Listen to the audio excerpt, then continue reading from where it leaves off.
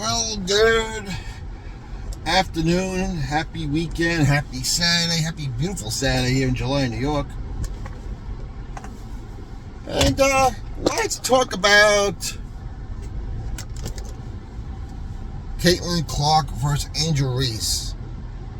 And not so much Angel Clark and Caitlin Clark and Angel Reese as it is what men prefer. Do men prefer more traditional women? Or do they prefer a nutjob feminist? Now, the whole Caitlin Clark Angel Reese rivalry goes back to college. Angel Reese played for LSU. Caitlin Clark played for Iowa. LSU always had the better program, and Iowa didn't get on the map until Caitlin Clark got there and had probably the best college career of any female athlete, in basketball at least. The only thing missing her resume, unfortunately, was a national championship. She had 2 times to get it. One time she was defeated by Angel Reese's squad at LSU, who I felt had a better squad anyway overall. And then the following year, Caitlin Clark did defeat LSU, but then they lost in the championship game. So, unfortunately for Caitlin Clark, that's off her resume. But then Angel Reese was drafted by the Chicago Sky, and Caitlin Clark, overall, the number 1 overall pick, was drafted by the Indiana Fever. Now she's put the Indiana Fever on the map. She's put the WNBA more on that map because, let's face it, the WNBA is a welfare program. They are subsidized every year by the NBA because the WNBA has never made any money. And despite the fact that the WNBA did have some early success because the novelty, I guess, wore off, they did have some good players back in the late 90s. The Houston Comets won the first 4 championships. Cheryl Swoops, Cynthia Cooper. That Houston Comet team was pretty good.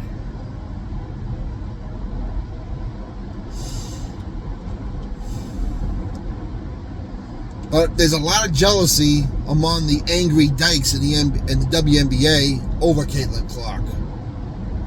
And let's face it, there is jealousy. And the fact that Caitlin Clark, I guess, is not lesbian and she's white makes it even worse.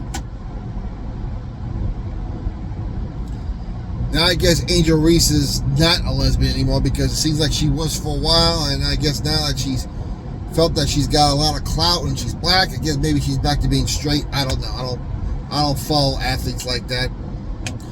But if you look at the social media for both these players, Angel Reese is constantly in bikini pics, showing off her body. Caitlin Clark is basically family pictures related to basketball stuff. And I believe I saw maybe 1 bikini pic at a beach. Everything else was pretty much tamed down, family-oriented, basketball stuff, life stuff. More like what a traditional wife would do. Traditional woman would do. I'm sorry, she's not a wife. Neither one of these are married. I think Caitlin Clark is going out with someone. I'm not sure if Angel was. Again, that's not the point.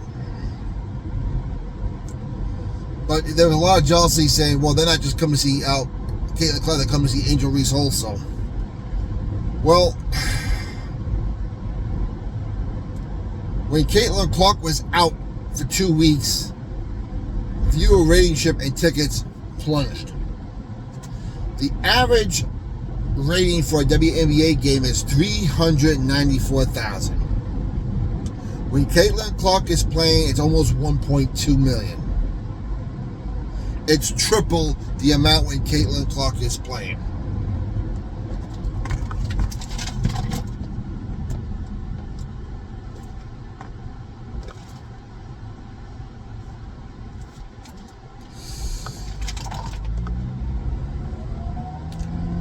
And you would think, after the All-Star game, the voting for All-Star game, you would think, by the way, the media's been trying to portray this, that Angel Reese and Caitlin Clark would be 1 and 2 in voting, and it wasn't. Caitlin Clark was by far the overall winner by a landslide, and Angel Reese finished 12th overall, which means the player said, not only do we not think you're the second best player, we think there are 11 players in front of you that are better.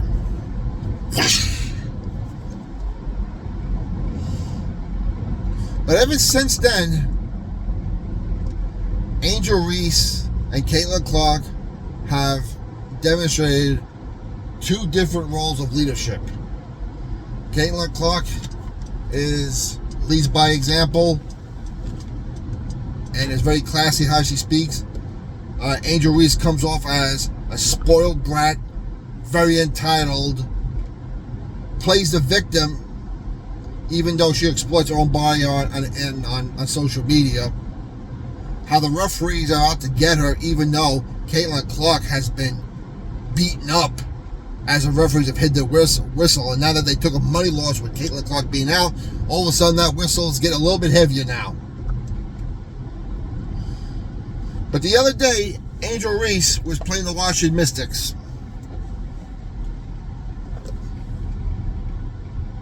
Sky ahead by 2. Mixers come down, tie the game. No thanks to Angel Reese. Angel Reese comes and scores a go-ahead bucket. Washington comes down. They call her for a foul. Washington ties the game. She's pissed off. She goes back to the bench, and Coach Crosby of Chicago has a clipboard, and Angel Reese smacks it out of her hand.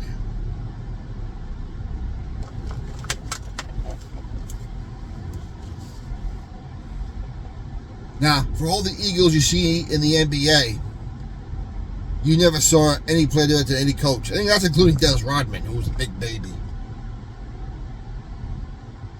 But the Chicago Sky ended up losing that game. And as Angel Reese continues to pad out statistics,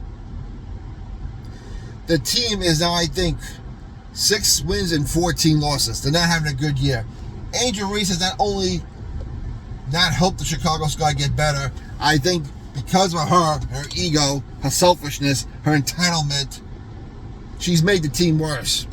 As Caitlin Clark, Indiana Fever, who was the worst team in the league when they drafted her, have gotten better. And you can tell there's a lot of rage, a lot of jealousy there. First of all, because Crosby's white, she probably couldn't do what she wanted to do, take that clipboard and smash it over her head. She didn't even apologize. In fact, she went down on Twitter and tripled down on what a pain in the ass, entitled, spoiled, plain victim brat she is.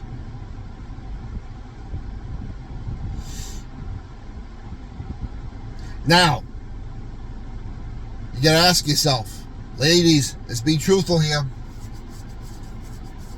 There's a reason why Caitlin Clark gets more endorsements. She's more marketable. Why? Because the way she carries herself. Now, Sonny hosted on The View trying to say that Caitlin Clark had white privilege and pretty privilege. Okay, first of all, she's acting like this is the first white WNBA player in the 28 history of the game, and it's not. She's not remotely close. There have been plenty of white players in the NBA. Caitlin Clark is the best player the league has ever seen. In the time frame she's played. Okay, trust me, I tell you about the Houston Comets and Cynthia Cooper and several Shoops. That was a good team. There have been some good players. Lisa Leslie of the LA Sparks. There have been some pretty good players. But none of those players could get the league excited like Caitlin Clark has. Why? Because she's not a manly-looking, ugly, angry lesbian. She's a traditional woman with traditional values, for what it appears. Now, how she is off the court, when no one's looking, there's no cameras on her, that I don't know. I go by what I see on the court and on what social media has.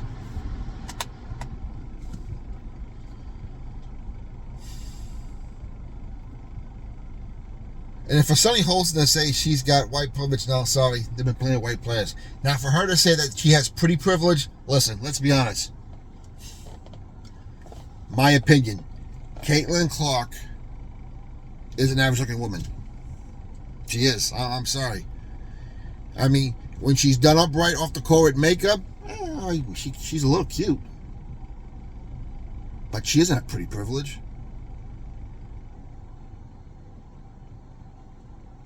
is Angel Reese. Angel, they're both average looking women. And when done up with makeup, they're a little bit, they make themselves look cute at best.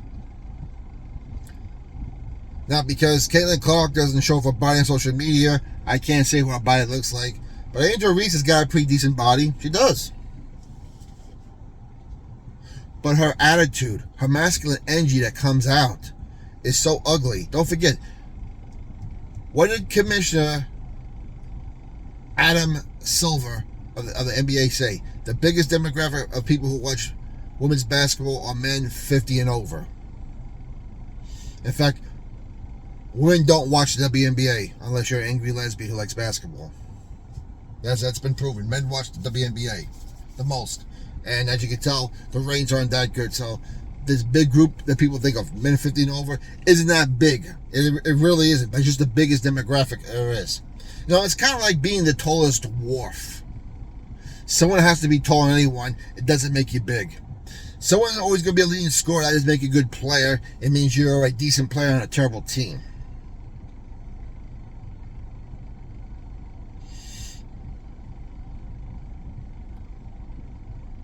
But these two women are average looking women at best. Cute when done up. But Caitlin Clark gets a lot of endorsements because of the way she carries herself. She's very appealing to a lot of men and how she carries herself. And for the feminists out there, this is what men should need, this is what men should want. No. The market is, again, whether you like it or not, is speaking. Men don't like boss babes. Men don't like career women. Men don't like women with masculine energy. And Angel Reese has done nothing but demonstrate that.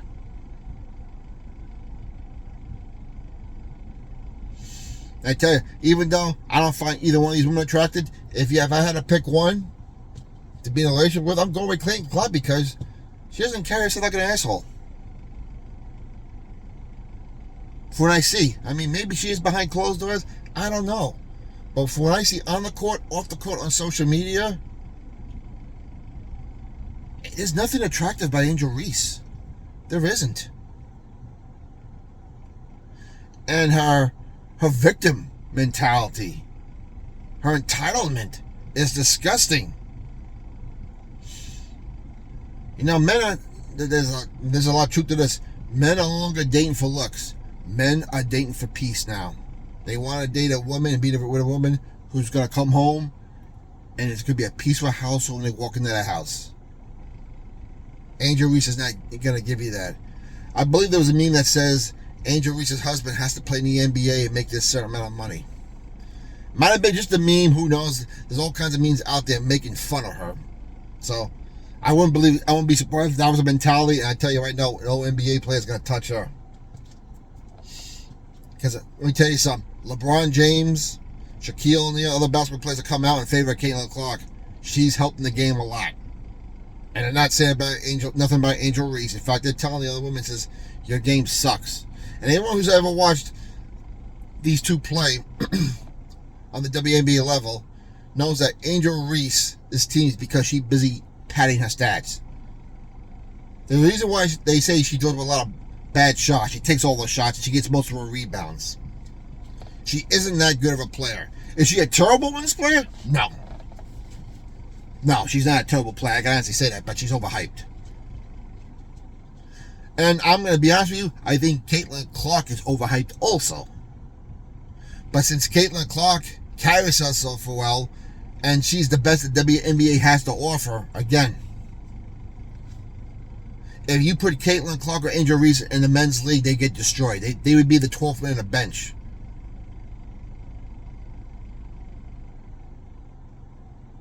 So contrary to what the feminists say,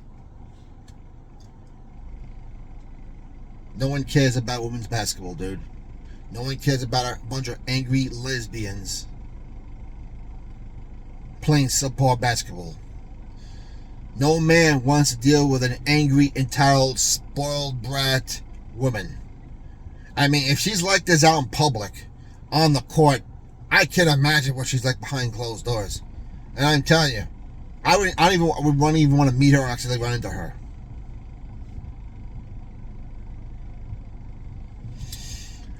Your comments down below. What's your opinion? Like to know. Women, when are you going to learn? The feminist lifestyle has hurt you, has hurt men, has hurt families. And this is why Generation Z in the last 5 years of Generation Y are walking away from marriage and dating. And it's probably going to be the same for the Alpha generation, which is just starting. The oldest members of the Alpha generation, about 14, 15. If they see what's out there, if Gen Z tells them, hey, you might want to stay, they're going to do the same thing. No one wants to be with an angry, masculine, bossy, ungrateful, unappreciative, unpeaceful woman. All right, comments down below. We'll talk to you later.